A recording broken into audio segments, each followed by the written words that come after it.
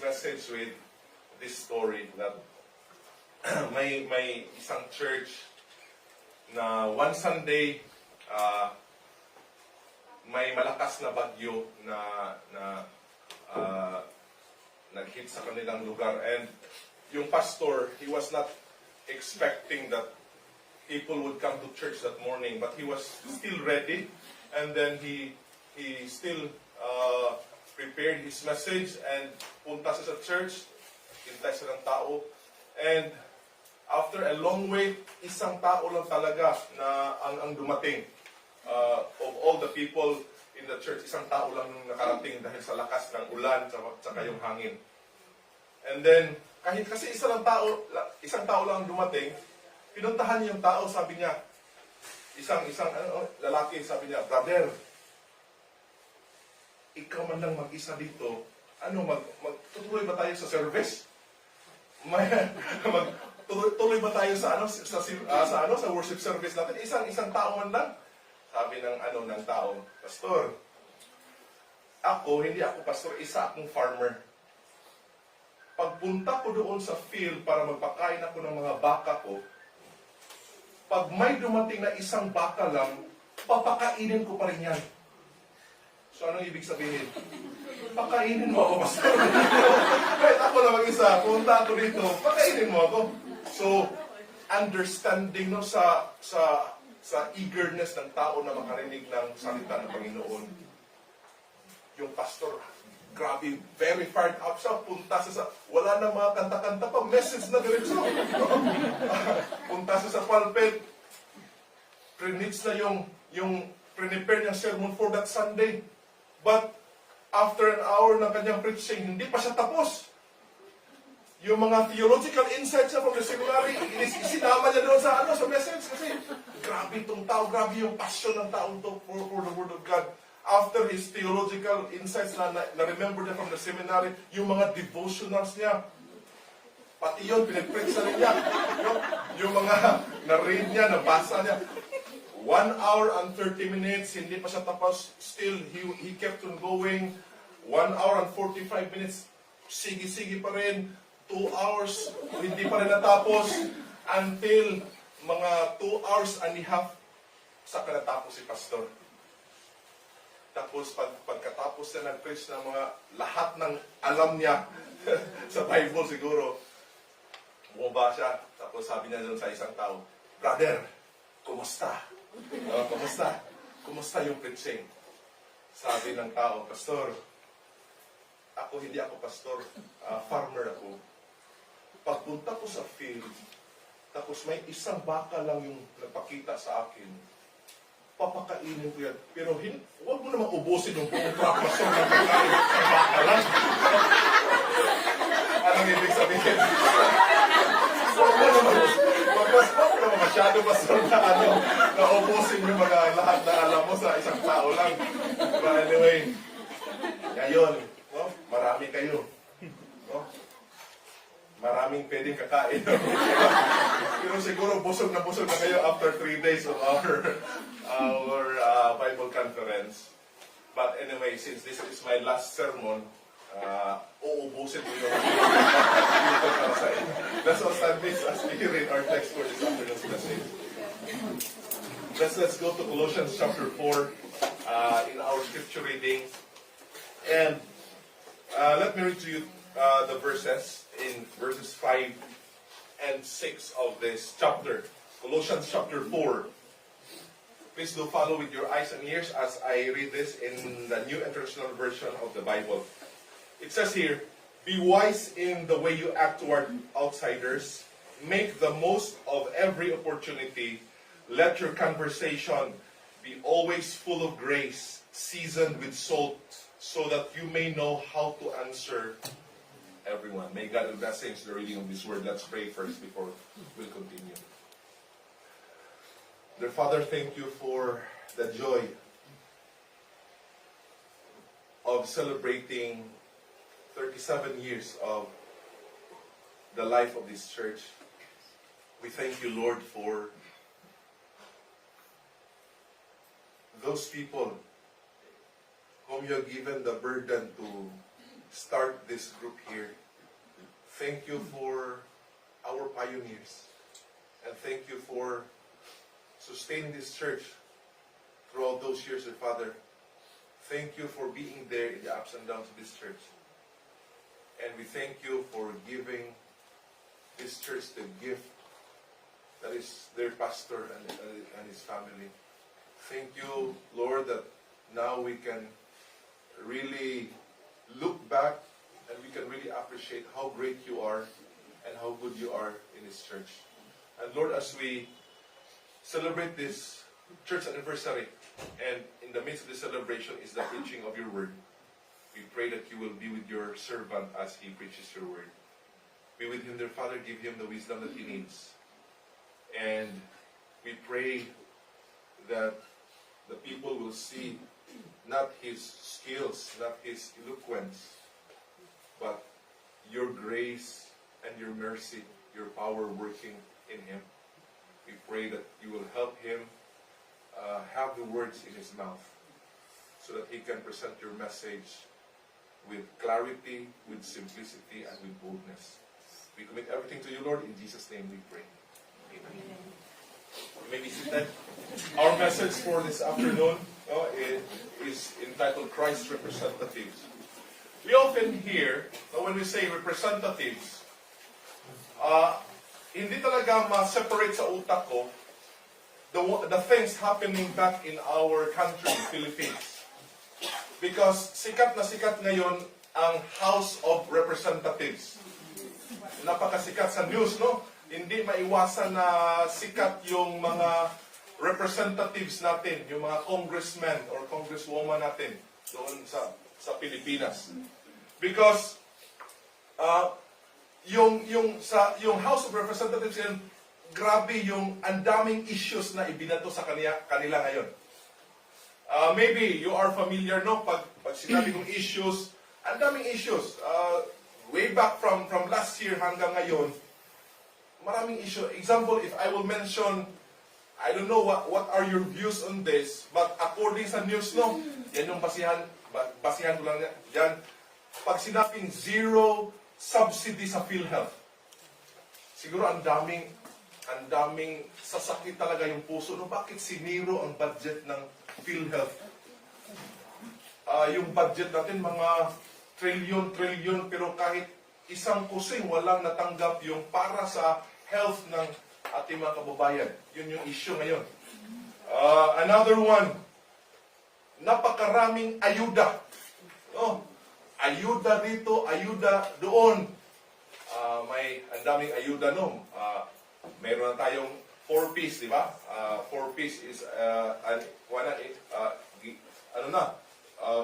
well-established na yun na way ng ayuda. Yung iba may AIX, may tupad, meron pa rin AKAP, yung pinakasikat ngayon, yung AKAP, and to some they say na itong mga ayudang to ay madaling gawa ng paraan para makurap yung mga pera ng ating bansa. Meron pa mga ayuda sa health, no? Mga MAIP, di ba? May card, yung cash and rice distribution allowance. Ang dami. No? May isang ayuda, hindi pa ako nakatanggap. No? Saan ba yung ayuda sa mga kapos ang kita ng mga pastor? No? May mga pastor na nakatanggap na ng ayuda. No? May kaklase ako nakatanggap na sa ng ayuda galing sa AKAP. But to some, there was saan? Ako, kapos naman ang kita, di ba? Saan na yung mga ayuda, di ba? Sabi, yung iba naman, yung issue is about the prioritization of infrastructure projects over education. Mas malaki yung budget ng DPWH, yun yung pinakamalaking issue sa atin, no? Malaking pundo yung DPWH, more than 1 trillion, and pag isinama mo lahat yung pondo for education, sabi, mas maliit kumpara sa DPWH. Because alam naman natin no, na yung DPWH yung usually yung ginagatasan, yun yung issue, ginagatasan or mga accusation, ginagatasan daw ng mga politiko. There was even one expose made by Baguio Mayor, Mayor Benji Magalong. Sabi niya, yung mga cat's eye daw na nasa mga daan, yung umiilaw pag gabi, yung may mga reflector na maliliit, yung isa daw niyan is 11,000, yung isa. Yung isang pesos. Baka kaisipin yung 11,000 Hong Kong dollars na. Grabe naman yun. So sabi ni si Mayor Benji daw, yung isa niyan is 11,000, bawat isa niyan. Pag dumaan ka doon sa Pilipinas, ang daming cat's eye doon sa daan, no? Tapos, pag in-order daw yan dito sa China, mga nasa 1,000 plus lang. So, ayun yung mga pasabog. Isa pa yung mga sikat na rock netting doon sa mga nakakita kayo pag dumaan kayo doon sa mga may malalaki, mga cliff, may mga net doon. Sabi pa ni Mayor Benji daw, 22,000 per square meter. Yung yung mga doon, tapos may mga nasa 2,000 lang daw yung or until 4,000 yung yung mga gasto diyan pag in-install mo. Yung mga road barriers na per meter ay nasa mga 25,000. So grabe yung issue ng DPWH, ganon. And then, isa pa yung mga excessive use of contempt powers during hearings in aid of legislation. In history, ngayon lang daw nakikita na grabe yung pagpakulong ng mga taong hindi nila gusto yung mga sagot doon sa mga hearings ng House of Representatives. And recently, yung pinakabago ngayon, yung mga blank budget doon sa Bicameral Conference Committee report. Daming issues sa ating mga house, sa mga congressmen natin, especially in the House of Representatives. But this afternoon, we will not be talking about politics. I'm sorry sa mga gusto ng politika, hindi yan yung theme natin ngayong hapon. Even I would like to encourage you to please pray for our congressmen, our representatives, and our government officials, that God will guide them, and we pray that they will come to know the Lord Jesus Christ. Because yung corruption sa ating bayan, hindi yan masusolve kung wala talaga si Jesus Christ sa puso ng mga tao. Please pray for our government. Please pray for our government officials. But the point that I'm making today is that we have these issues today. Meron tayong mga issues na ganyan, binabatikos yung mga representatives natin because people have expectations for their representatives. Meron tayong mga expectations. Ano ba yung dapat na conduct ng ating mga congressmen or even our senators and those who are in the government, because they are representing the people. And yung expectation natin, maraming issues, maraming criticisms, because yung expectation sa mga tao is that these people, these representatives, should promote the common good of the people, to serve the interest of their constituents, and to uphold the laws of the land. Yan yung mga expectations ng mga tao para sa kanila as representatives. Representatives. Mga representatives tayo ni Jesus because we are identified with the Lord Jesus Christ, and so there must be characteristics that we must manifest as Christ's representatives, and especially characteristics that we are going to put into action, especially when we are representing Christ to those people who are in the outside.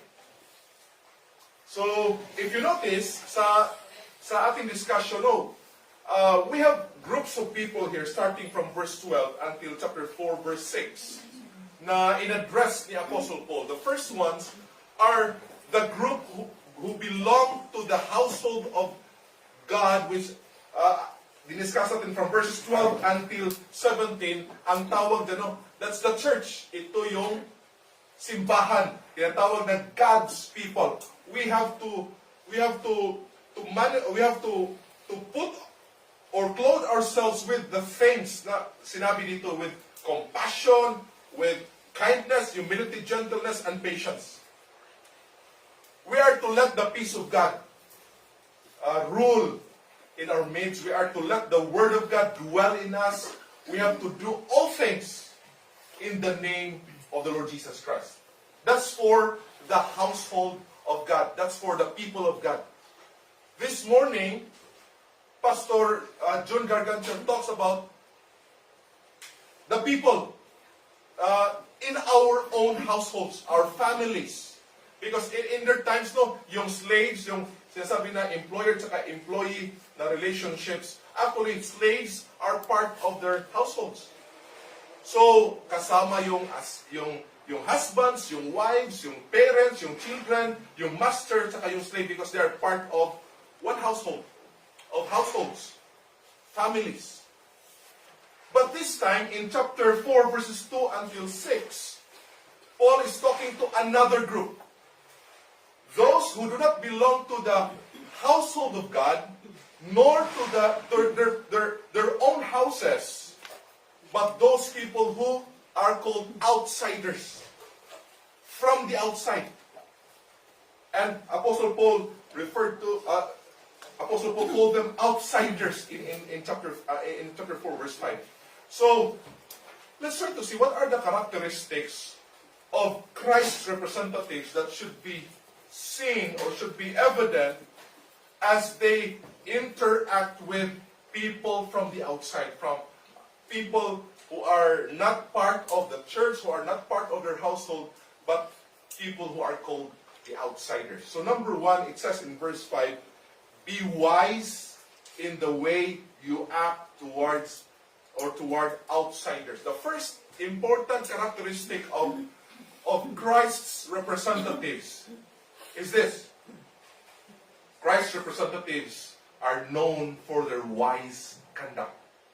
Kilala yung mga representatives. In other terms, Paul called this as Christ's ambassadors. For bringing the message of reconciliation, we must be number 1, wise in our conduct or wise in our actions. But the question here, ano ba yung ibig sabihin ng wise conduct? Or ano ba yung ibig sabihin ng wisdom? Maybe you've heard a lot of messages about wisdom, but let me remind you again in this topic. Let's go back. No, if we want to understand what wisdom is, we have to go back in chapter 1, and let's go back to Paul's prayer to the Colossian believers. Sabi dito sa verse 9, chapter 1, verse 9. Look, go to your Bibles. Go to chapter 1, verse 9 of Colossians.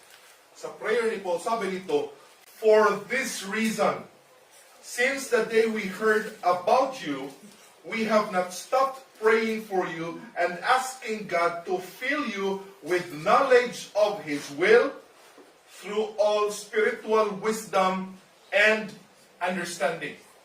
Now, I want you to focus your attention doon sa first na part ng prayer ni Paul. Yung prayer ni Paul is that sana, no? Ang prayer niya is that I am praying for you that you will be filled with the wisdom of His will. That you all will be filled with the wisdom of His, with the knowledge of His will. Sorry, it's word knowledge. And the word knowledge there in the Greek is epignosis. No, the common word for knowledge in the Greek is gnosis. But Paul put there epi in the beginning. He puts a prefix there, epi, which emphasizes this what we call as deep and thorough knowledge. Not just simple knowledge, but deep and thorough knowledge. Yun yung ibig sabihin ni Apostle Paul dito. So, you have to take note that number 1, in Paul's theology, knowledge is very, very important.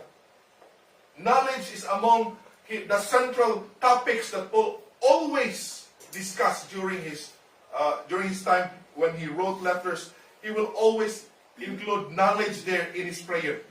First, if you go to 1 Corinthians chapter 1, verse 5, it says there, in everything you were enriched in Him, in all speech and knowledge. Finally, makainom na ako dito sa first time na makainom dito sa tubig. Last message, first na inom. Okay. In 1 Corinthians, he said there, na andyan yung, that in everything you were enriched in Him, in all speech and knowledge. Knowledge is important according to Paul in 1 1 Corinthians 1 verse 5. In Ephesians 1:17, still the prayer of Apostle Paul to the Ephesian believers, he said, a spirit of wisdom and revelation in the knowledge of Him. Andiyan na naman yung knowledge. And then in Philippians chapter 1 verse 10, one of my favorite verses, sabi doon, that your love may abound yet more and more in knowledge and discernment, or judgment in other translations. And dito, in Colossians 2, he prayed that they will be filled with knowledge so that the believers will be able to have the believers will be able to live a life worthy of their calling, and that they may please the Lord in every way. When they are filled with knowledge,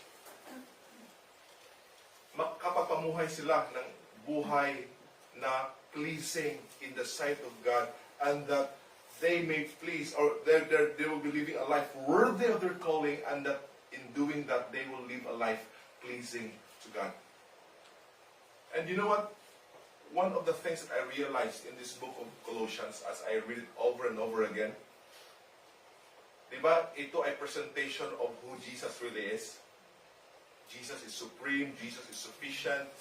One of the things that I realized here is that Jesus was also presented as, I'll just call this the reservoir of knowledge and wisdom. If you go to chapter 2 verse 3, sabi dito, chapter 2 verse 3 of Colossians, sabi dito, in whom, because the last part there is namely Christ, in whom are hidden all the treasure of wisdom and knowledge. Na si Jesus, para andyan yung lahat. Sa yung, that's why, ano ba yung reservoir sa Tagalog? Yung tangke. Di ba yung tangke dyan naka-store na ang mga tubig, di ba? Or anong klaseng mga i-store dyan sa reservoir. So dito, siya yung, sa kanya nakatago lahat ng wisdom at saka knowledge. Diyan kay Jesus. And when we believe in Jesus, when we put our faith in Jesus, one of the things that happened to us, sabi ng chapter 3, verse 10, is that we are being renewed in knowledge. No? We are being renewed. No? Slowly we are changed into the knowledge of our Creator. And so as Christians, we have knowledge and we continue to gain knowledge. And this is very important, how we live our lives that pleases God. How we live our lives that please God. In Ephesians chapter 4, you know what, makita natin, when Paul was discussing almost the same idea here. Let's go to chapter 4, verse 17 to 21.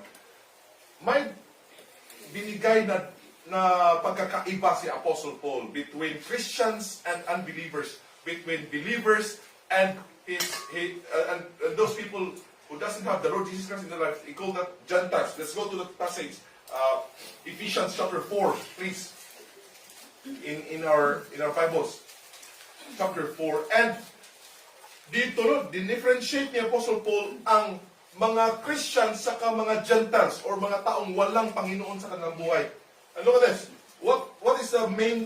There are differences in unbelievers and believers. And number one, sabi na dito sa verse 17, so I tell you and insist on it in the Lord that you must no longer live as Gentiles do. Huwag na kayong mamuhay kagaya ng mga Gentiles, kagaya ng mga tao, no, na walang Panginoon sa kanilang buhay. And ano yung description na sa mga Gentiles or mga unbelievers in other terms? In the futility of their thinking, that's number one. Number one. Their minds are filled with what? Vanity.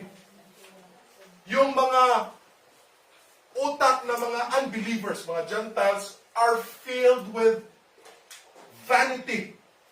Ano ba yung vanity or futility? Mga useless things. Because obviously, their perspective is just temporal and they don't have eternal perspective. That's why lahat ng mga gusto nila, usually for their own selves, lahat ng mga dreams nila, It's just earthly, worldly, and temporary. That's why all this are simply vanity. Mga walang kwenta. Mga walang gamit, sabi ni Apostle Paul. Secondly, verse 18, they are darkened in their understanding and separated from the life of God because of their ignorance. So number 2, we can say that their understanding is darkened. And the number 3, sabi ni Apostle Paul later on, that they are ignorant. Ano yung Tagalog sa ignorant? Mga ignorante. Sa Bisaya. Sa Tagalog, I don't know. Ano equivalent ng mga mangmang siguro? Mangmang, yeah? Mangmang siguro. Ignorant. And then the next one there, verse 19, having lost all sensitivity, they have given themselves over to sensuality so as to indulge in every kind of impurity with a continual lust for more. They lost all sensitivity, and so they gave themselves to what? To their sinful indulgences. They give in to sinful indulgence, and not, di ba, pag kasalanan, walang satisfaction sa kasalanan. When you sin, you will experience pleasure, but you know what? The pleasure of sin is just fleeting, and so they're going to look for more and more sin, no, and continual lust for more, because they have lost all sensitivity. Those are the unbelievers.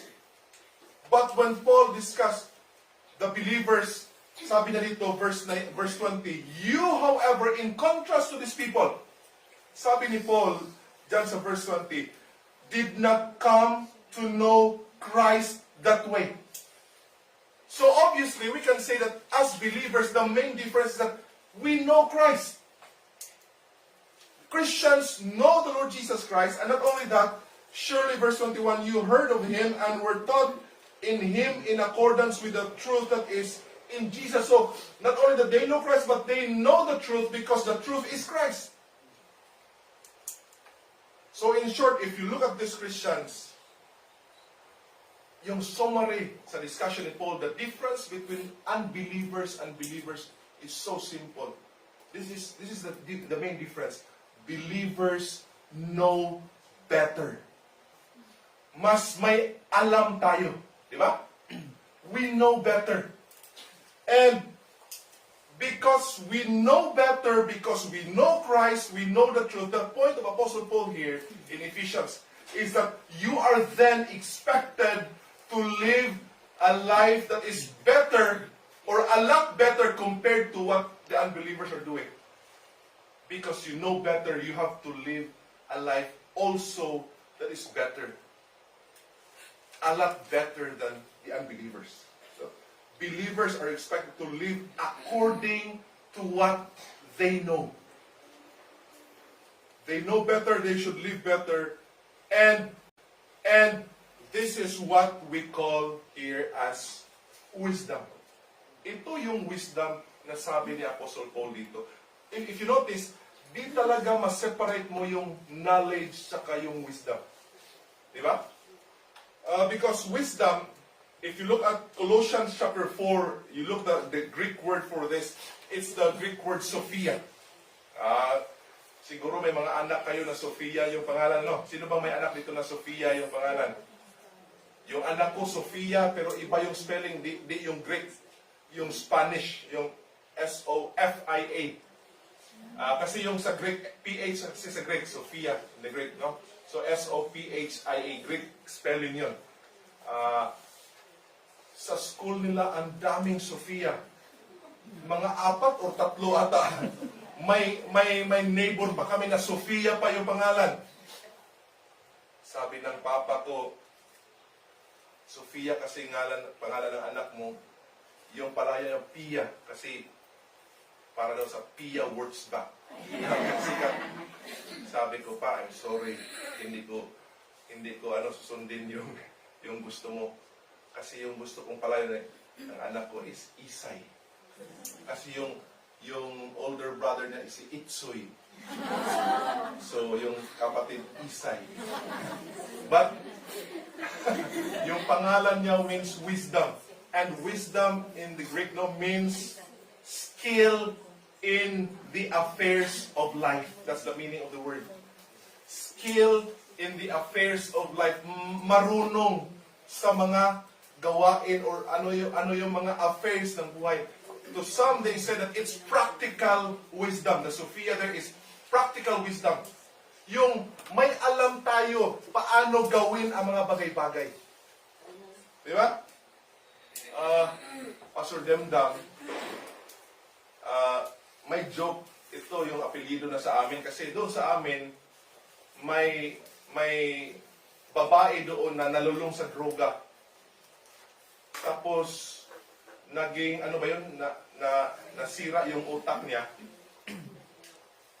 Yun na anong tawag doon?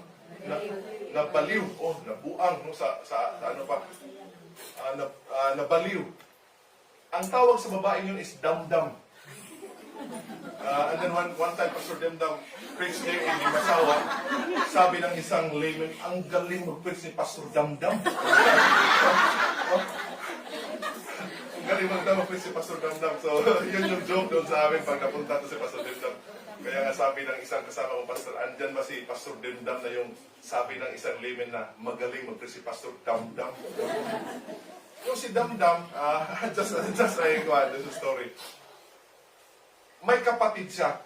Si Damdam kasi, ikinulong sa bahay nila kasi, nabaliw nga.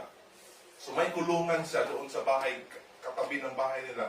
Tapos pag nadaan kami doon, talagang takbo kami kasi, baka patuhin kami ng kahit na anong bagay. But may kapatid siya na gustong kumain ng butete. Di ba alam niyo ang butete, di ba?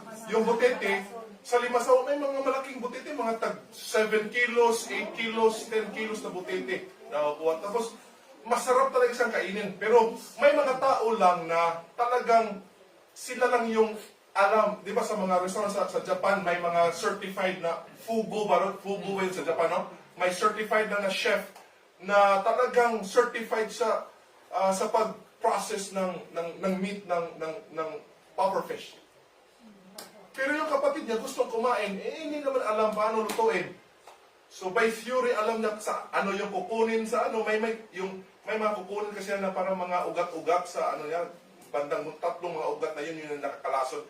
Tapos yung gallbladder niya kailangan hindi talaga hindi ba na butasan na kahit konti yung gallbladder kasi pag butas yung gallbladder talagang tapon yung buong yung So, yung kapatid ni Damdam, anuhin niya, ipaprocess niya yung butete, lutuin niya, lagyan ng gata, lagyan ng maraming mga, kasi palainom yun, tapos gusto niya pulutan yung butete, malaki.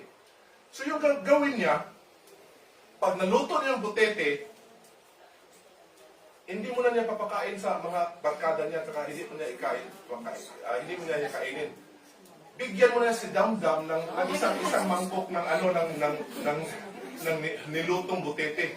Tapos kainin niyo ni Damdam. Tapos observe mo na sila ng ilang minutes. Pag sinabi daw ni Damdam na, Kuya, meron pa? Kain na sila ng butete. Ginawang tester yung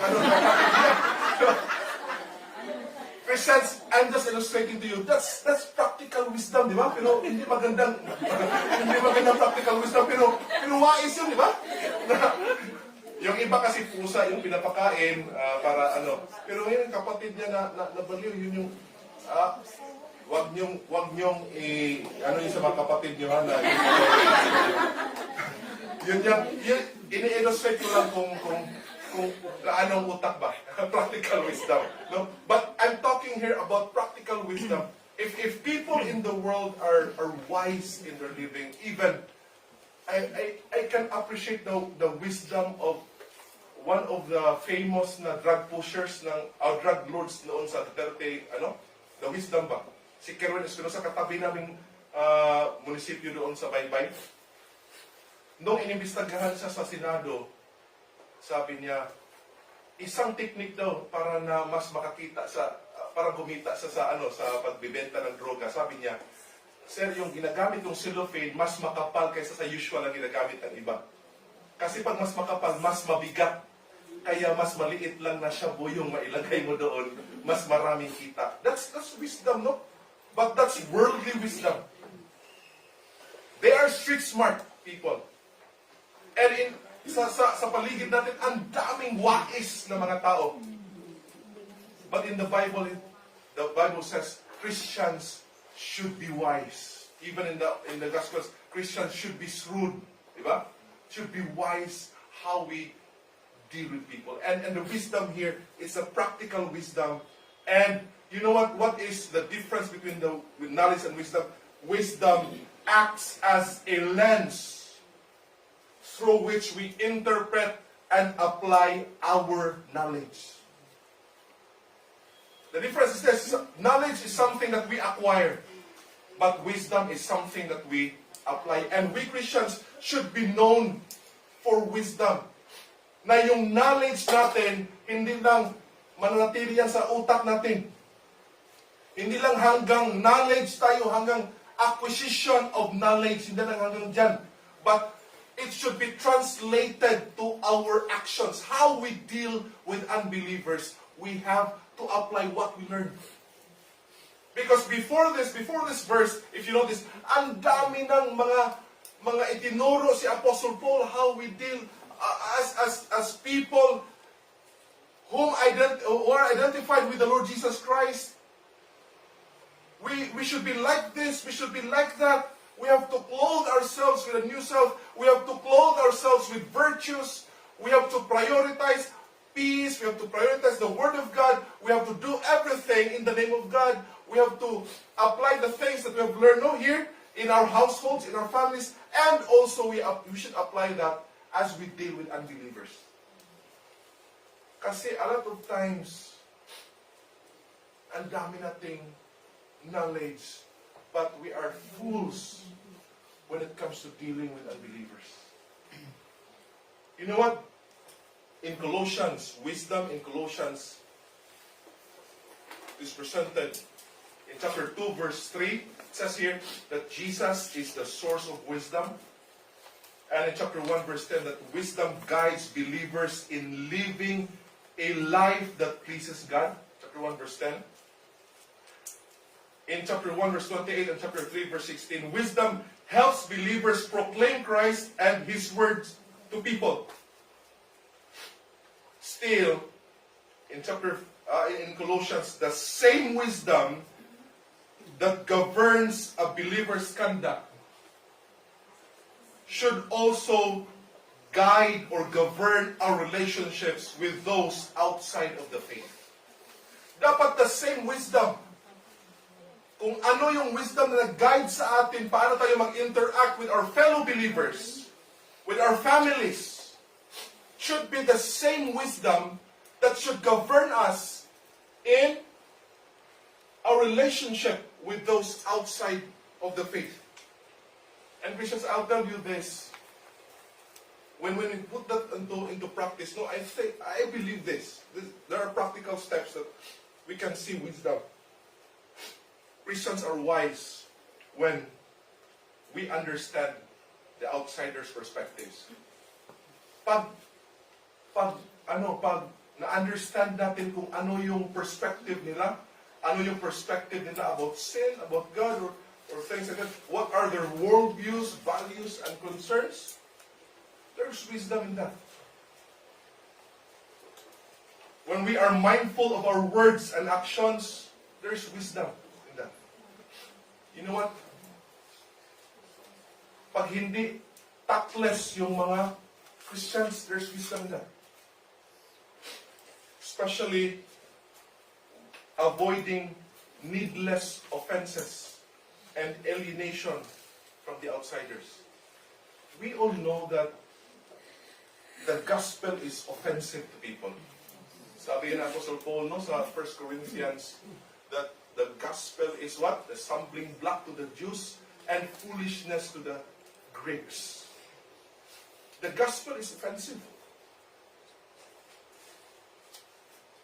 But again, even sa sa offensive nature ng gospel, we can avoid a lot of needless offense and alienation if we are mindful and wise of our words and actions. When we show love and compassion, I believe there's wisdom in that. When we show or model respect, there is wisdom. When we exhibit integrity and discipline, especially in our work, there's wisdom in that. Earlier, si Pastor Vic no, nag-present sa atin ko na even in our work, pwede natin i-please yung Panginoon.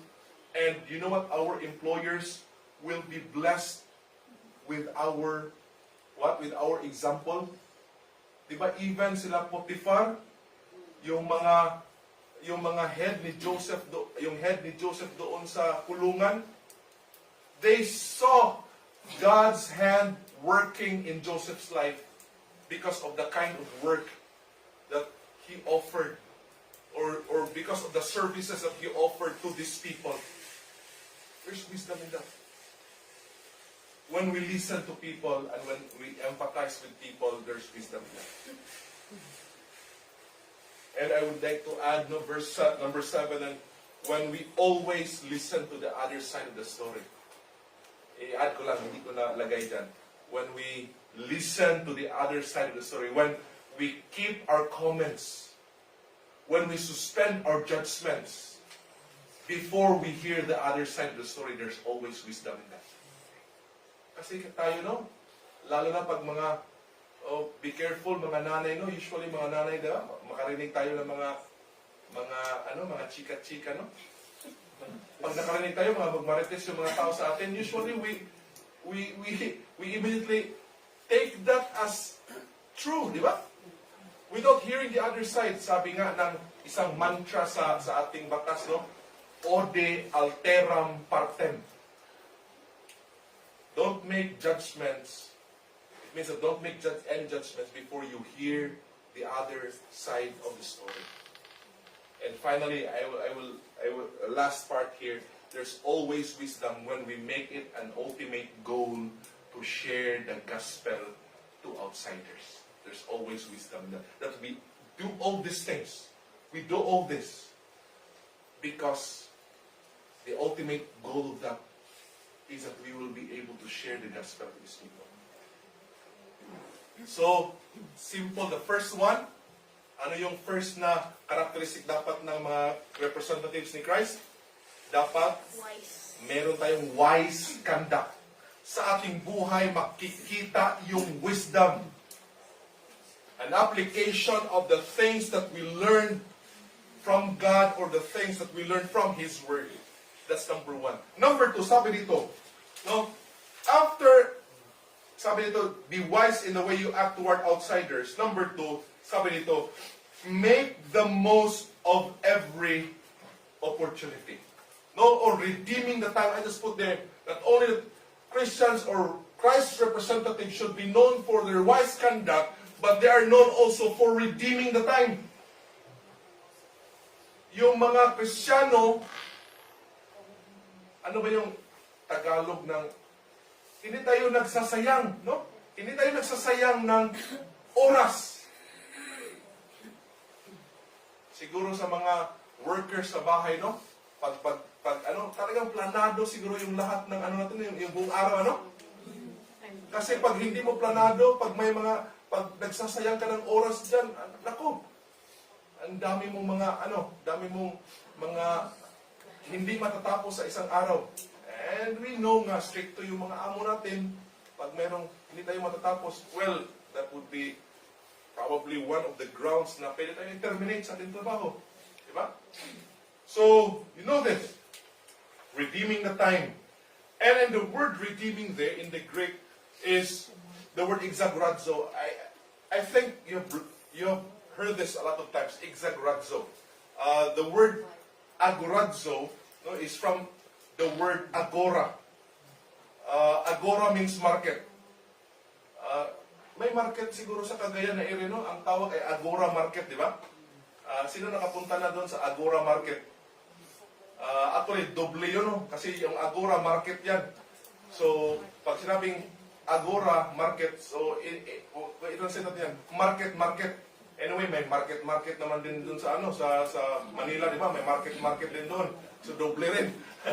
So, agorazo is, ang meaning niya is to buy. To buy. And then, pag nilagyan ng X sa front, maging exagorazo. So, ang meaning niya is very simple. To buy out of.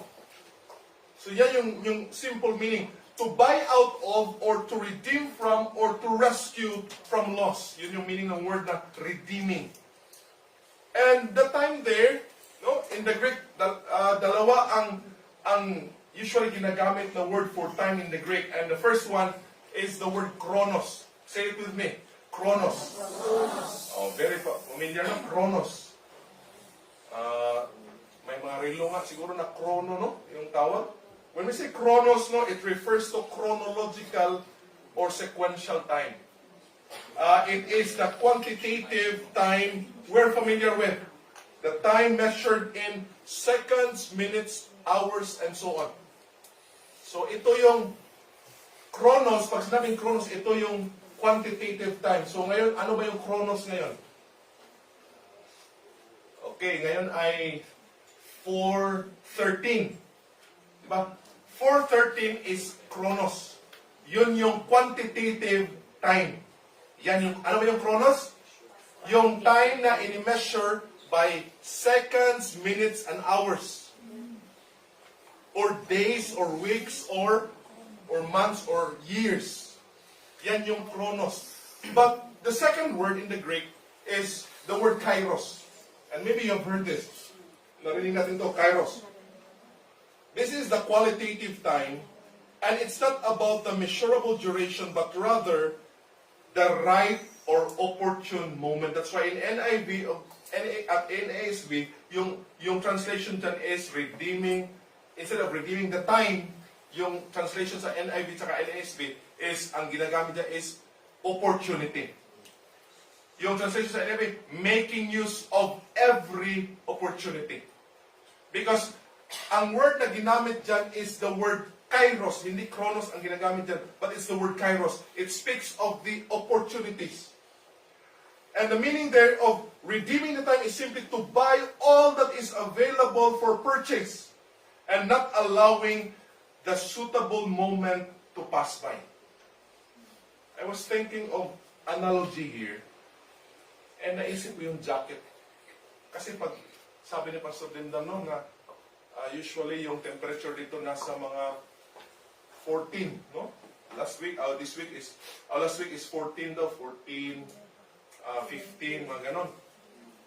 And then pag may breeze pa, yun yung natawag na feels like 10, feels like 9.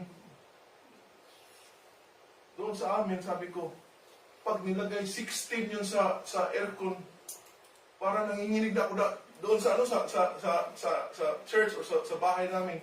Pag 16, talagang malamig na yun, di ba? Ano ba kaya yung 14? Tapos, feels like 9 pa. Or feels like 7. So, kailangan ko talaga ng jacket, no? Jacket. So, jacket yung naisip ko na analogy ba? So, example, naghanap ko ng jacket. So, punta ka sa mall. Nakita mo doon may isang jacket. Exactly yung design na gusto mo. Yung color na gusto mo. Ano ba yung favorite color nyo? Yellow? Ha? Yellow? Ano ba favorite color nyo? Oh, tapos yung style at saka brand, yun talaga yung paborito mo.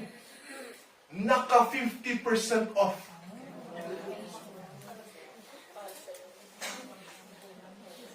Obviously, papalampasin mo ba yung jacket o hindi? Hindi mo palampasin yung jacket, no? Bilhin mo yung jacket. Christians, hindi yan ang illustration ng sinabi dito ng Apostle Paul. Hindi yan. Kasi sinabi ni Apostle Paul, redeeming every opportunity. It means when you go, if opportunities would be the things on sale sa mall, hindi lang yung the best opportunities. But lahat na opportunity, lahat na binibenta doon sa mall, bilhin mo. Yan yung meaning na redeeming every opportunity. That's correct. Na huwag mong papalampasin na may isa diyan na hindi mo mabili. Well, in real life, that's very impractical. First and foremost, it's impossible. Wala kang pera. Pambili sa lahat ng nasa mall. Di ba? Wala kang pera. At hindi mo naman lahat gamitin yan. So siguro baon mo kay Pastor Jerry pag uwi sa sa Pilipinas, pwede yan. But hindi yan practical na yan. But when it comes to opportunities with regards to interacting with unbelievers, I'll tell you, not just the best opportunities that you should redeem, but every opportunity that you can interact with them, grab it. No, it doesn't mean that you always share the gospel to unbelievers. You can build relationships. Sabi ko kanina, no? You can listen, you can empathize with them. You can take time and share their burdens. You can talk to them and listen to their needs. Maybe you can help. Hindi lang yung best opportunities ang i-grab mo, but every available opportunity, grab it. Because wise people will not let opportunities slip away. They always maximize every opportunity available to them. You know what? Sino ba yung best example dito? No other than Apostle Paul. No other than Apostle Paul. If you look at Paul's life, he preached what he practiced. Parang baliktad ata yung kasarap. Di ba yung sa atin, you practice what you preach, but Apostle Paul, he preached what he practiced. Yung sinabi nito, redeeming na time, hindi yan preaching na ni Paul, but it's the practice of the Apostle Paul na kanyang ipinipreach doon. And yan yung bagay na talagang nakuha ko doon kay Josh McDowell, no? Kasi sinabi niya kay Sean McDowell, yung anak niya, son, you don't just preach, you don't just practice what you preach, but you have to preach what you practice. It's more effective. Kung ano yung ginagawa sa buhay mo, yun yung ituro mo sa ibang tao. Yun yung i-preach mo. Yun yung i-teach mo. And Paul is an example of this. Why? Because you see Paul's life in the book of Acts. When he was free, he used every opportunity. No, he grabbed every available opportunity to minister to people, to build relationships, to interact with unbelievers. He traveled places just to preach the word of God. He maximized, he seized opportunities when he was free. But not only when he was free, but also when he was imprisoned, when he was bound, he used opportunities to interact with unbelievers. In Philippians, I know you've studied Philippians here, but in Philippians, that's an amazing illustration of grabbing or seizing, maximizing available opportunities. Okay, kasi sabi ni Paul, when I was in chains, no? The gospel, no? You rejoice. Dapat mga Christians na nasa labas, huwag kayong malungkot kung ano yung nangyari dito. Instead, you have to rejoice. Why? Because though I'm in prison, the gospel was not stopped. Hindi na restrict yung gospel. But even the gospel still spread even when I was in prison. Why? Because, anong sabi ni Paul? Yung lahat ng mga guards na nagwardya sa akin, nakarinig ng salita ng Panginoon. Because we know na may mga guards, di ba? Mga Praetorian guards na yung ano nga, pag in-research mo, may mga guards talaga na naka-chain kay Apostle Paul. So pag naka-chain ka kay Apostle Paul, tinatawag yun ng mga, compelled listeners. Hindi mo pwedeng iwan si Paul, di ba? Nakatali kay Apostle Paul eh. So pag natali kay Apostle Paul, always gospel yung pag-usapan niyo. No captive audience yan. Or compelled listeners. Tayo, dami natin mga compelled listeners. Una, yung mga barbers natin, yung mga lalaki. Compelled listeners yan. Nung nag-hire kami ng van papuntang Baguio, yung driver, compelled listener talaga. No? Ilang oras na nag-usap kami ng driver. So, ako talaga pinapwesto ng mga ng biyahe. Ilang oras yan papuntang Baguio. Nakarinig talaga ng gospel. Kayo, no? Ano yung mga captive audience nyo or mga compelled listeners nyo? Pwede siguro mga masahista, no? Yan, masahista yung mga, yung mga nagmamasal sa atin, no? Sa amin, pag may nagmamasal sa akin, talagang captive audience yun, di ba? Not only compelled listeners, but even he preached to chance listeners. Those whom he will come in contact with. He preached the gospel. That's why sabi nito, let's just read chapter 1 of Philippians. Sabi nito ng verse 12, chapter 1. So we can appreciate this to remind us how Paul practiced this before he preached this. Verse 12.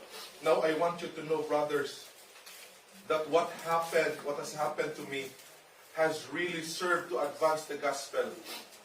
As a result, it has become clear throughout the whole palace guard, and to everyone else. Palace guard, yung compelled listeners, everyone else, pag may magbisita sa kanya, di ba in Acts, may mga Jews na nagbisita sa kanya, asking him, bakit mo pala na imprisoned? And he would always tell them that he was in chains because of the Lord Jesus Christ. That I am in chains for Christ. Ito yung example ng taong talagang nag-exemplify sa pangalawang characteristic ng Christ representative. Redeeming the time, not wasting any available opportunity. How about us today, Christians? Kumusta yung buhay natin? Baka ang dami na mga opportunities na nawala. Kasi hindi natin in-exploit or hindi natin na-maximize ang mga opportunities. And I'll tell you, this is one also the function of the Holy Spirit telling us that there's an opportunity just like Philip in the book of Acts. So number one, Christ's representatives are known for their wise conduct. Christ's representatives are known for redeeming the time. And number three, Christ's representatives should be known for their grace-filled communication. For their grace-filled communication. Sabi dito sa NIV, let your conversation or let your speech be always full of grace, seasoned with salt, so that you may know how to answer everyone. Be always full of grace. Believers are reminded that our conversation should not only happen within the church. Ang ating interaction di lang dapat dito sa loob. I really appreciate dito, no? Yun yung advantage pag may mga lunch fellowship yung church, di ba? Masarap talaga pag may lunch fellowship, no? Yung pagkain, number one talaga yun, na masarap. Pero, I'm just observing you, Christians. I really love your fellowship. And this is what you really need. Malayo kayo sa pamilya nyo. Yung iba dito, matagal pa makauwi. And we are a lot of times discouraged. We are a lot of times weak. And we need encouragement. And places like this would give you that support and encouragement that you really need. I love your fellowship here. And minsan no, yun yung wala sa mga churches natin doon sa Pilipinas. Kasi pagkatapos na ng service, wala ng mga tao. But you know what? Food is number one na mag-promote ng unity. Food talaga. Because this time sa church namin doon sa Baybay, kasi may mga students kami from Visayas State University na usually pag tinanong sila, nag-almusal ka na? Wala pang almusal.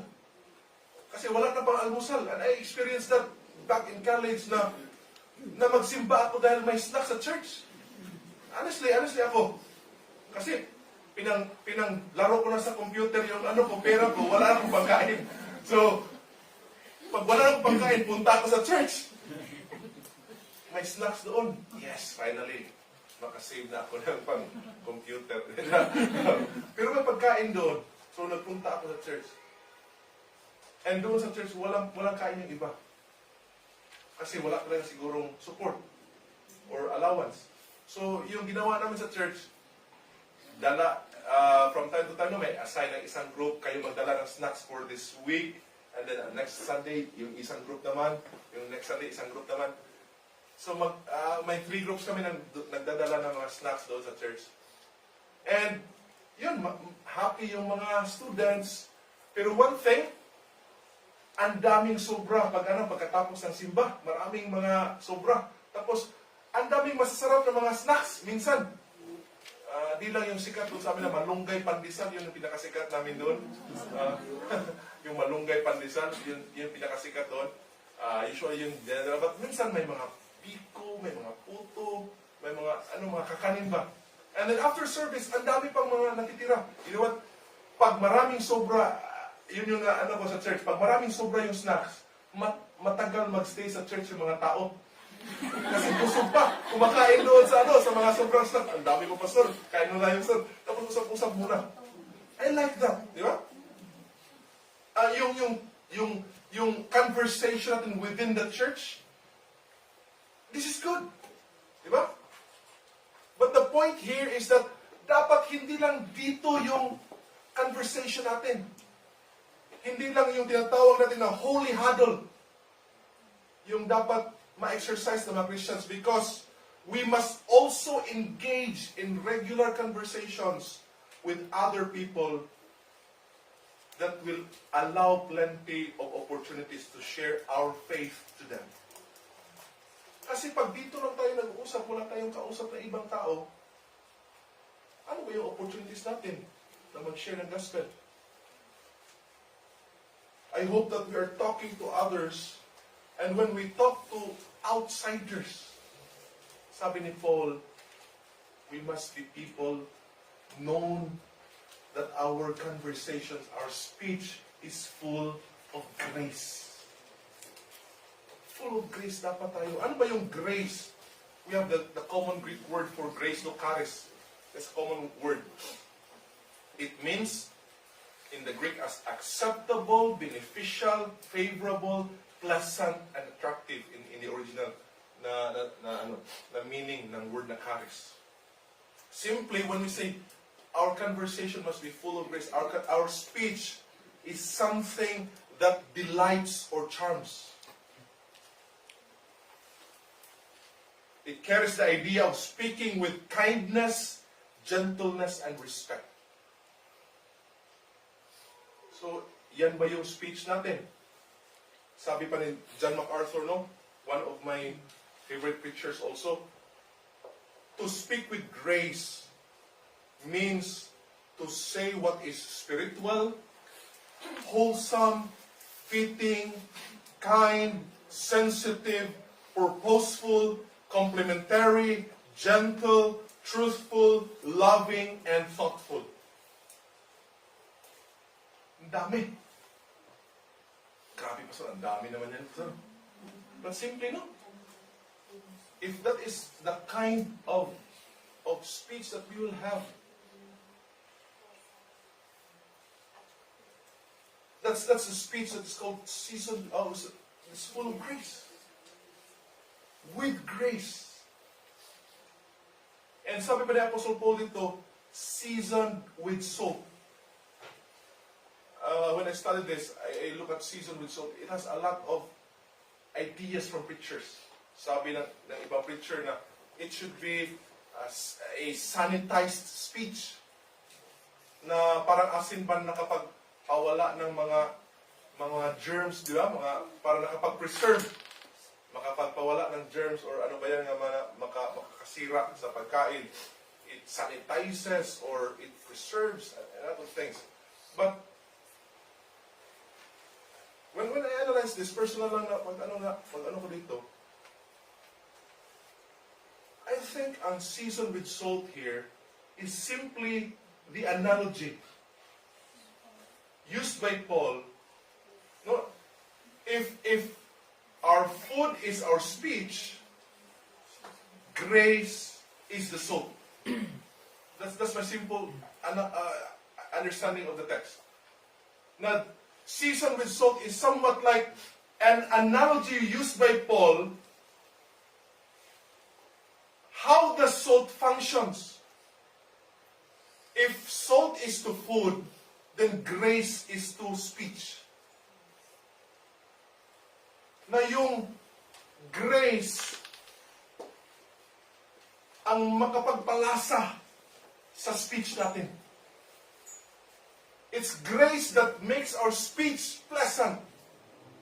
Di ba sabi kanya, yung grace no is acceptable, beneficial, favorable, pleasant, attractive, something that delights or charms. So, ang grace ang gagawa nito sa ating speech. If our speech is full of grace, then it will become attractive, it will become pleasant, it becomes favorable. Sabi pa ni Pastor kahapon, no?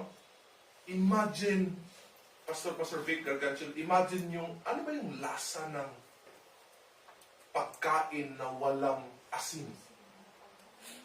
Kahit isang supot pa ng Ajinomoto yung ilagay mo. Masarap pa yung pagkain. No? Matamis siguro, di ba? I think matamis yung MSG, di ba? Siguro lalaway tayo doon pag kinain natin yan. May ano kami doon sa seminary na parang ang tamad magluto na estudyante, laging humihingi lang ng pagkain doon. Ginawa ng isang kasama niya sa luto, nilagyan ng isang malaking pakete ng Magic Sarap. Inubos doon sa pagkain. Kumuha mo na siya, tapos nilagyan na doon. Tapos binigay doon sa yung tamad na estudyante. Pagkatapos, sarap naman ang ano mo. Tinola ata yun. Sarap daw ng tinola. Kasi laking ano pa naman, laking Magic Sarap yung nilagay. Pagkatapos kumain, sabi niya, parang nahihilo ako, parang nasusuka ako, matulog na ako. Natulog hanggang gabi na. Tanghalian, gabi na natulog. Sabi niya, mamatay. Pag namatayan, ikaw talaga yung ikaw talaga yung pansisi. Pero paano kaya pag, seasoning lang yung ilagay natin, walang asin? Yung mga, siguro lahat nito marunong naman siguro magluto, ano? Kahit nga prito, no? Pag walang asin, parang di pa rin masyadong yung yung inihaw na isda, parang kailangan talaga ng asin. Walang lasa ang pagkain na walang asin. That's also speech without grace. And mind you, Christians, it only takes a few sips from a food to realize or for us to recognize if it has salt or not. It takes only few sentences from us, I'll tell you, for people to recognize if there is grace in your speech. Okay, every time we open our mouths, we have to think that it should always be with grace, seasoned with salt. And you know what? Number 3, sabi diyan, let our conversation be always what? Full of grace. Notice the word always. always. Because a lot of times, we can be speaking words with grace. But there will be times as well that we are not mindful that our words are not of grace. It must be at all times. It must be 24/7. Every time we open our mouths to speak, grace should always characterize our conversation.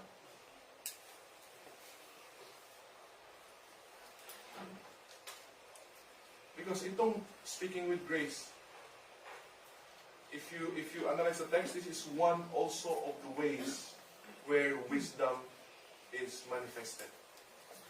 Diba? In our speech, wisdom can be manifested. And words with full of grace. Diba? Sa wisdom, ano yung wisdom? Sabi ko, few days ago, naalala niyo ba? A lot of times we are bringing the right message, but you have to consider, no? When we speak, we have to consider the content of our speech. Ano ba yung laman ng mga words natin?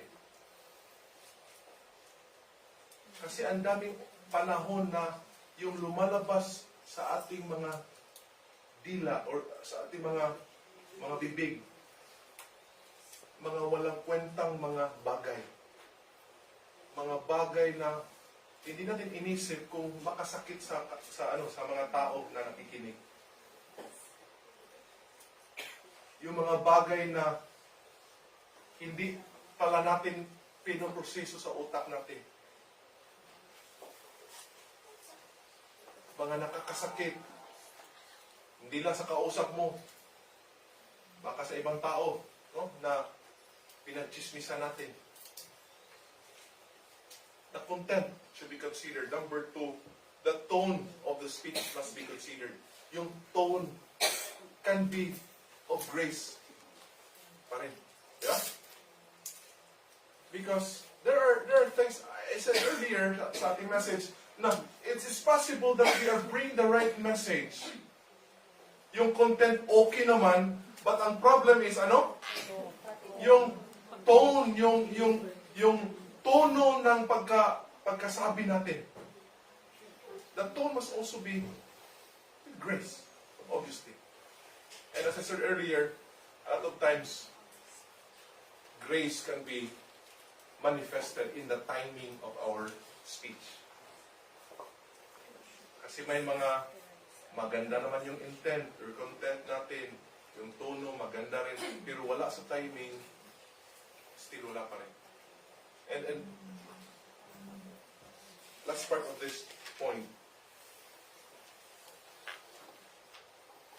Are you familiar with the acrostic of the word think? Na think before you talk? Familiar ba kayo doon?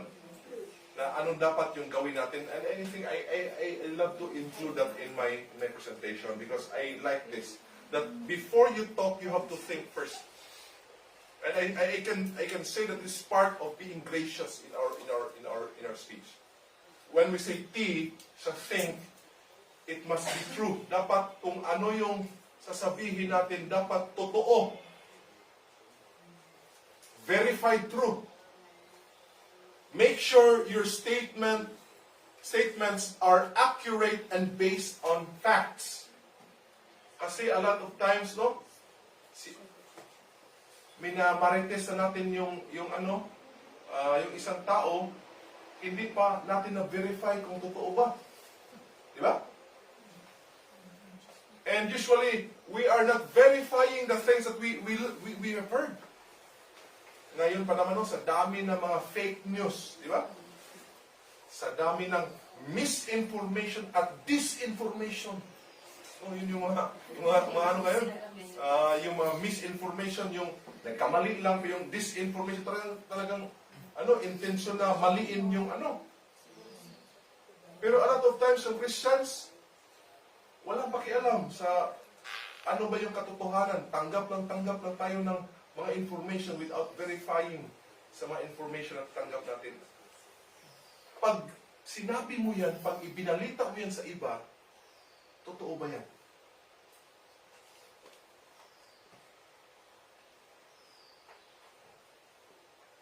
Is it true? Number 2, letter H, sa think. Is it helpful? Because at times, there are words or there are things that are true, but there are things na kailangan natin i-keep lang sa ating sarili na hindi natin kailangan sabihin doon sa tao kahit totoo. May mga tao na sabi, huwag mong sabihin yan. Sabi ng iba, totoo naman. Hindi meaning na totoo na kailangan mong sabihin yan. There are times that sa asawa ko nga, may mga na totoo pero kailangan mo i-keep lang sa aking sarili. Baka, pag sinabi ko sa asawa ko, maiba yung pagtingin niya sa tao. Di ba? And ayaw ko na mangyari yun sa kanya. Because maybe there are things that I can manage and she can't manage. Kaya malaki problema minsan sa mga pastor kasi dito lang sa atin, natatambak yung lahat ng natatambak yung lahat ng mga I don't know, Pastor Dimdam sa kasi Pastor Vic, but a lot of times dito nakatambak sa atin, hindi natin may mga bagay na hindi natin pwedeng sabihin sa mga asawa natin at sa ibang tao, lalo na sa ibang tao. Because there are things that even if they are true, they're not helpful. Bago mo sabihin, even if that thing is true, is that helpful? Nakakatulong ba? Or baka nakakatulong ka na sirain yung buhay nila? Diba? Number 3, letter I, is it inspiring? Strive to encourage and uplift the listeners with your words. Nakaka-inspire ba yun? Nakaka-encourage ba yung mga sasabihin mo? Huwag yung basta may masabi ka lang, di ba? Yun yung problema pag nag-usap-usap tayo, di ba? Marami tayo sa isang group, tapos ang dami ng contribution yung iba, tapos ikaw wala ka pa na i-contribute sa topic. So, magsabi ka lang ng kahit na para lang makapag-contribute ka doon sa usapan. Kahit hindi naman inspiring, basta may masabi lang. Ito siguro parang walang alam to sa buhay kasi walang mai-contribute. So, para sabihin na may alam ka rin, so, yun. Sabihin mo na kung kahit na basta may masabi lang. But is it inspiring? Letter N. Is it necessary? Kailangan ba talaga? As I said earlier, may mga bagay na hindi na kailangang sabihin pa. May mga bagay na better na i-keep na lang natin as secret. Alam niyo yun, di ba?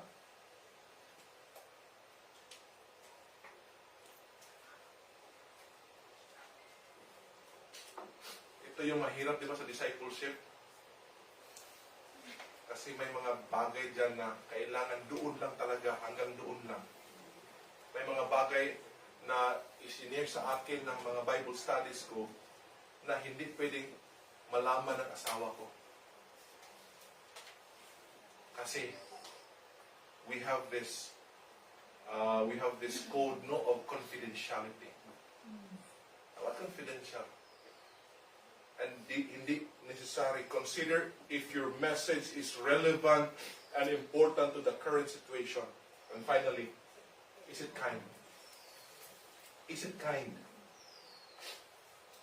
When we say kind, deliver your words with respect and empathy towards others.